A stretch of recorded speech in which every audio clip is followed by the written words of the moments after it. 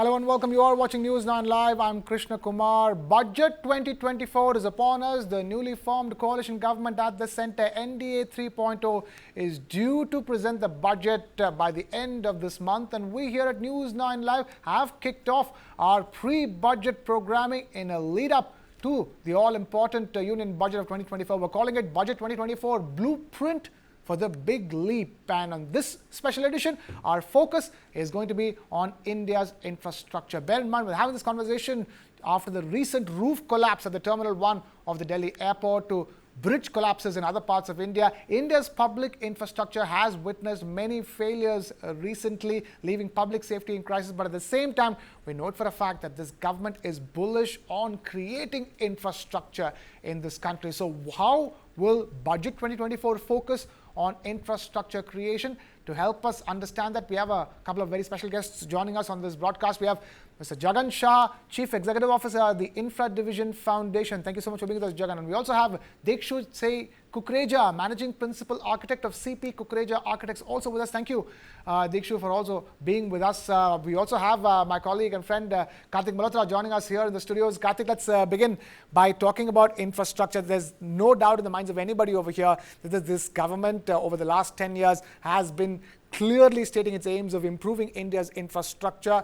But at the same time, the concerns about the quality of infrastructure that's being built, that's being maintained or not, that's on top of mind of everybody recently. You know, Krishna, I think fortunately or unfortunately, budget is not really the forum, and the presentation of the budget is not really the moment to delve into the quality issues with infrastructure. I think, it's a pure play financial statement of how much the government is going to earn and how much is the government likely to spend. And in its spending bucket, infrastructure is a mammoth spend. So if you remember in the budget presentation, interim budget presented on the 1st of February this year, government had increased allocation towards infrastructure by about 11%, from 10 lakh crore rupees to 11.11 lakh crore rupees. So, so we know that the focus of this government for the last 10 years and definitely for the next 5 years, if not more, is likely to be on infrastructure. And we've seen construction of highways, new airports, ports, etc., railways. All of these have their own, allocations. And in addition to that, you've also got the government's focus on the rural and on the poor, and hence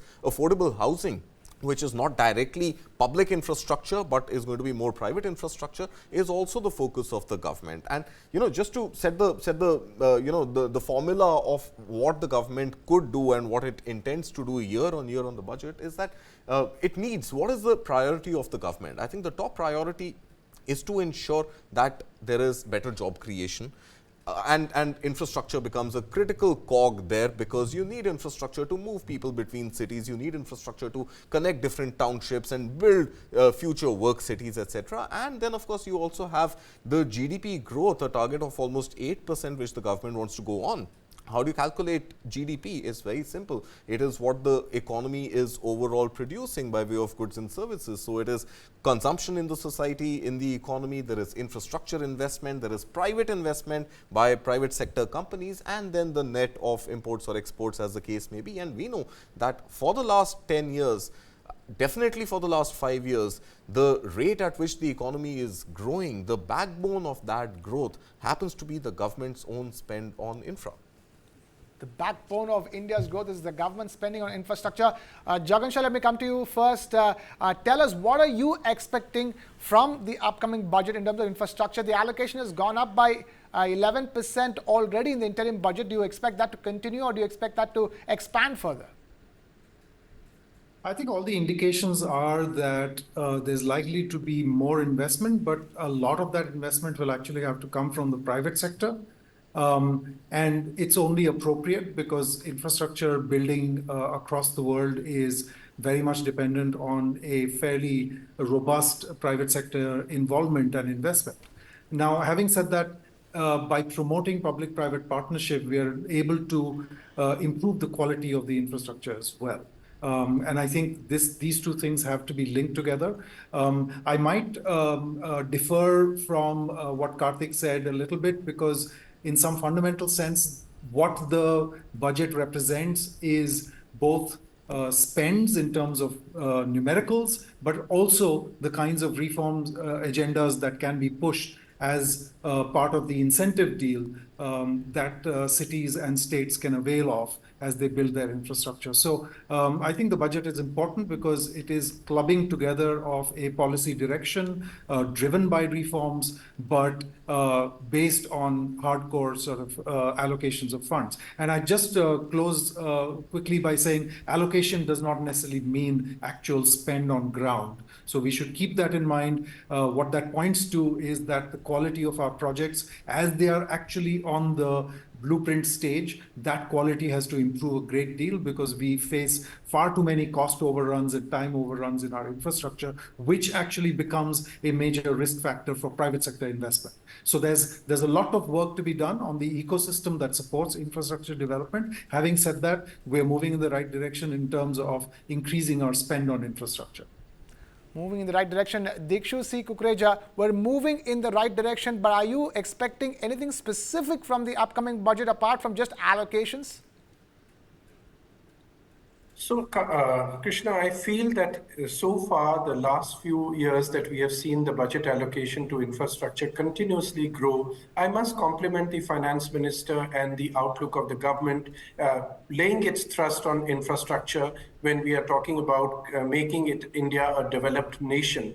I mean, obviously, one of the main ingredients to becoming a developed nation is to have the right adequate infrastructure. And we know over all these years, we've woefully lacked the same for one reason or another. So I think the move of increasing budget allocation on infrastructure year on year, increasing that is a very welcome move. I see the same momentum again, I would expect in this upcoming budget as well.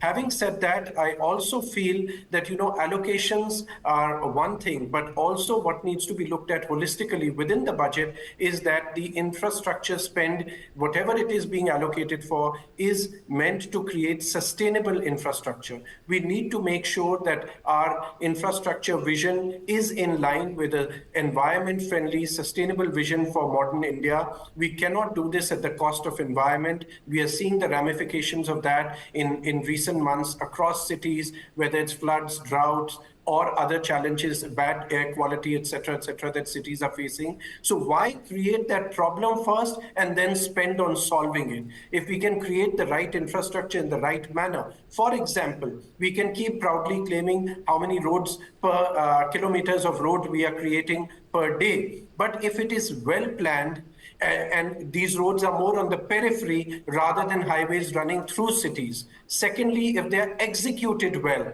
Thirdly, if there's allocation of budget allocation in the budget of maintenance of these kind of roads and highways, then we are building that infrastructure in a sustainable manner. Otherwise, we can proudly claim that we have built that road or so many kilometers of it in a day, but it's going to add to the problems in a city. So these kind of aspects, I think, holistically to be looked at in the budget, and how that happens is with the careful allocation within the budget on these parameters as well. I think that will end up creating a much better sustainable environment for a developed nation to be created rather than just spending. At the end of the day, I'm sure we all agree that quality matters and not just quantity.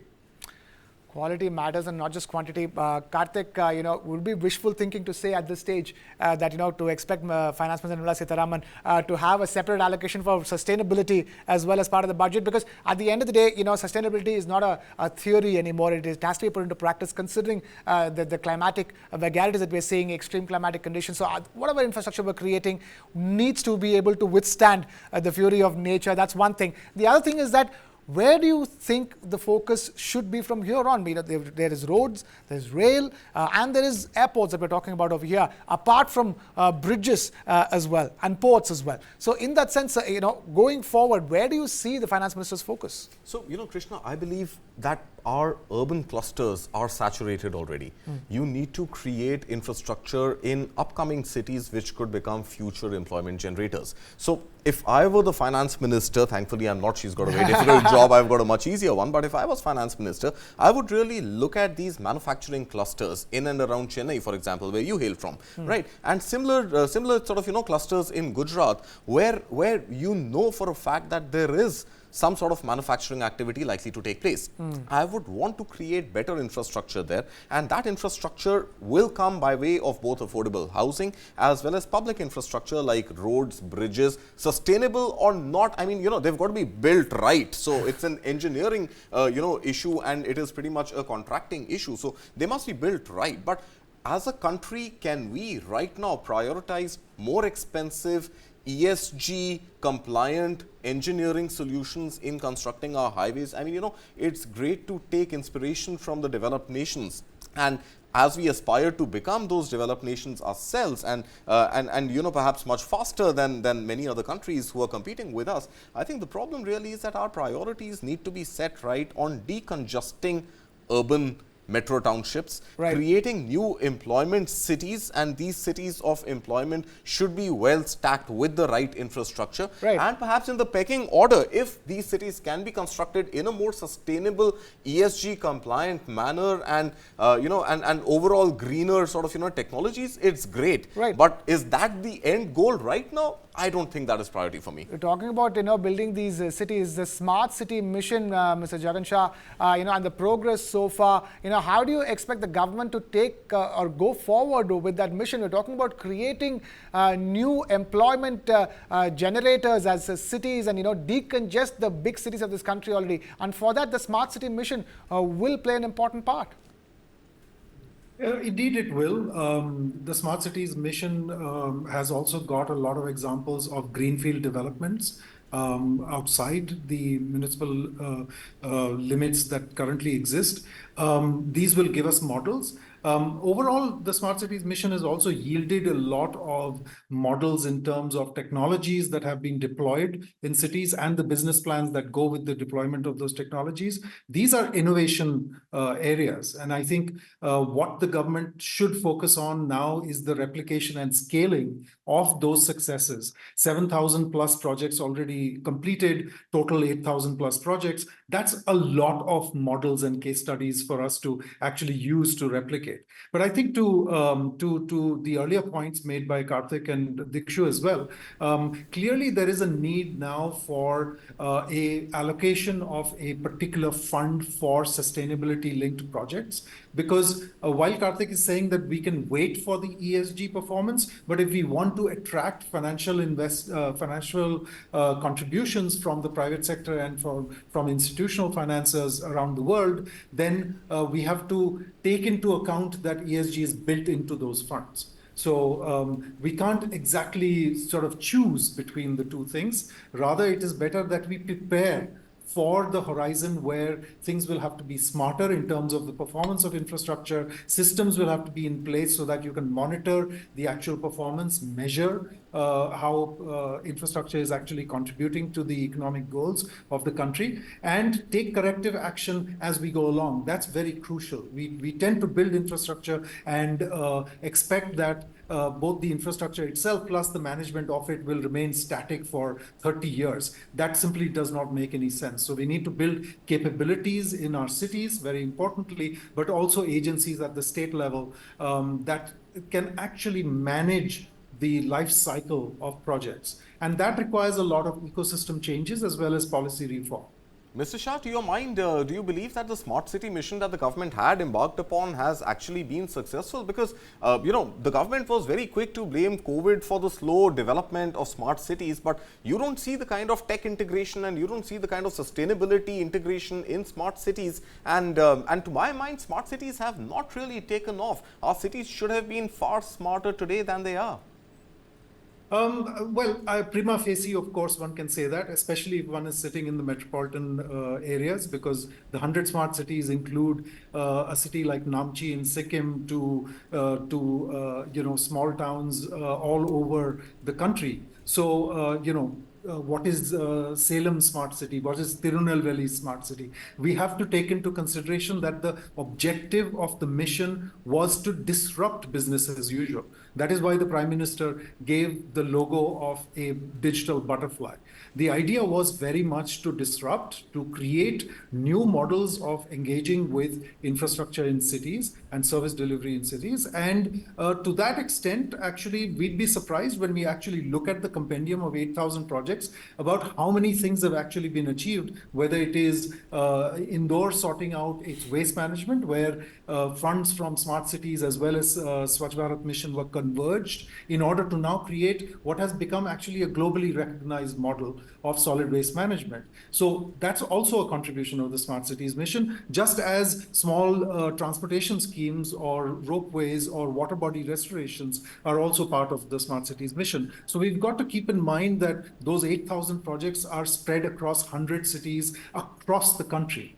And I don't believe that we actually have a bird's eye perspective on all of those projects together. I would rather defer the judgment on the mission till a little later in the year, perhaps, by the time we actually finish all of these projects. And then let's take a look at those projects, because from what I have seen, this is an unprecedented innovation program that has actually had a much deeper impact.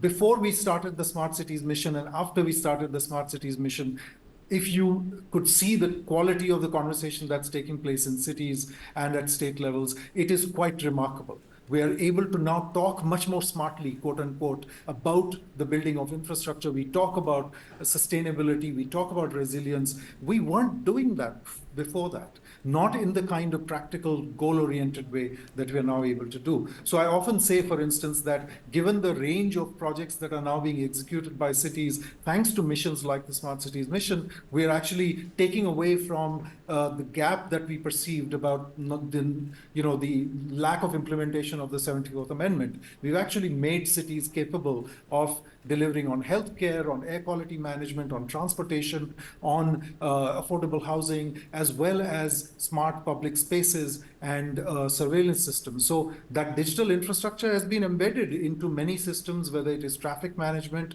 or, for that matter, what became very useful during the COVID was the command and control centers. So there's a lot that's happened. It doesn't all appear very clearly to us when we sit, in our metropolitan locations. Right. Dikshu, if I were to bring the same question to you, in terms of developing infrastructure, it becomes very important that you develop infrastructure in a manner that can generate jobs and also generate jobs in places away from the big cities of this country. So I will go back and endorse what Kartik was saying a few moments ago about the need to realize that, there's only that much our metropolitan cities can handle, and we need to look at India in a more holistic manner, at a more holistic, balanced development which takes place, which means while we cannot probably decongest our big cities immediately, but at least we shouldn't congest them any further. And that requires that this infrastructure spend that we are talking about in the budget needs to take cognizance of the fact that these budgets need to be allocated in such a manner that they can shift the focus, the urban migration, which is a very serious issue. These kind of things can be created in tier 2, tier 3 cities around the country, and for that, providing the right skill set, right employment opportunities, etc., become very important. Smart cities perhaps might be one of those missions which can allow for that kind of urban development to take place. But even in smart cities, or this, when we talk about measuring their success, I would say that again, these kind of things need to be looked at not with through one prism, but more holistically, that for making cities truly smart, you need to have citizens also becoming smarter. We cannot sit back and expect our governments to do everything. Even as citizens, how much are we willing to come forward and participate in these missions to make sure they are successful? For example, clean cities or Swachh Bharat. How much do we as citizens and individuals contribute to making a city cleaner or dirtier? So I think a more holistic, for example, countries around the world, regions around the world like Scandinavia, the level of public participation that is there takes it to another level altogether. While in India, we sit back, we become armchair critics, and we expect the government to do everything. So my suggestion here is coming back to infrastructure spend in the budget, I would say that somewhere we need to see how we can involve citizens, society, communities into these missions to make them more successful. The other challenge we face is that urban development always remains a state subject. So whatever is led from the top, from the center, how much does that percolate? How much is that synergy between state governments and central governments? And then, of course, the local bodies to all align themselves to make sure that these kind of missions, this kind of urban development is happening in a holistic manner. I'm afraid that many times, due to political reasons, becomes an issue of not aligning with each other, as we see evidently in Delhi day in and day out. And as a result, these kind of ideas, these kind of infrastructure spends all end up failing. They don't meet their total objective.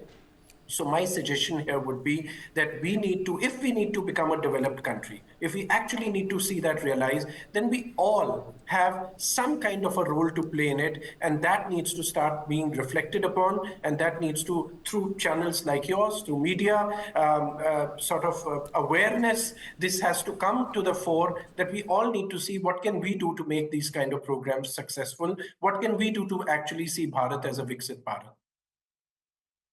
All right, here's to hoping for the best from the budget 2024 when it comes to spending on infrastructure and spending it in the right way, in the right direction. I'm afraid we've completely run out of time here with it. I'm going to thank Jagan Shah, Chief Executive Officer, the Infravision Foundation, for being with us on this broadcast, and also Dikshu C, Kukreja, Managing Principal Architect of CP Kukreja Architects. Thank you so much to both of you for being with us. Of course, my colleague and friend Kartik Malhotra, who joined us in the studio. And with that, it's a wrap here from my side. Thank you so much for watching. We'll be bringing you more of such budget specials in the run-up to Union Budget 2024. Keep watching News 9 Live. This is Krishnakumar signing off.